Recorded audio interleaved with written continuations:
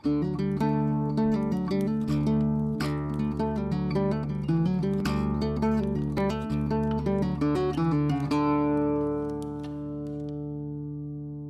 dod o dre Llangefni ar Ynys Môn.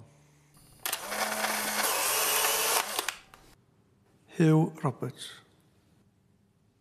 Nes i ddechrau dysgu canu'r ffidil pan i tua 10 oed yn ysgol gynradd fel sawl un arall felly. Symud ymlaen i goleg y Drindod a byd o'n swerin yn fanno, a wedyn ymuno â grŵp o'r enw Cilmeri efo nhw am flynyddoedd, a wedyn symud ymlaen i grŵp o'r enw Pedwar yn y Bar. Ond ar hyd y blynyddoedd, ac dwi'n dal i chwarae felly i ddawnswyr felly. Ac dyna ydy'r prif gyswllt felly sydd gyda i efo'r alawon.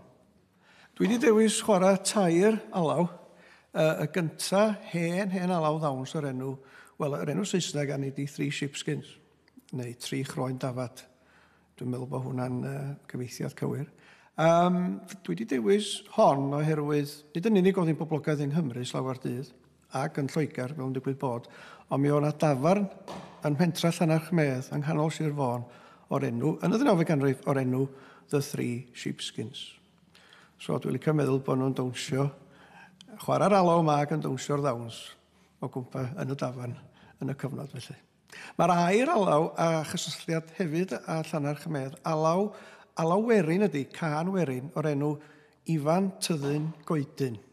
A mae'r drydydd alaw, nes i ddysgu yn lle diweddar o'r enw The Anglesey Delight. Alaw o diwedd y 9af ganrif, dechrau'r 14af ganrif 15, hyfrydwch neu difyrwch Sir Fôn. Hyfrydwch Sir Fôn, dydyn ni. Anglesey Delight.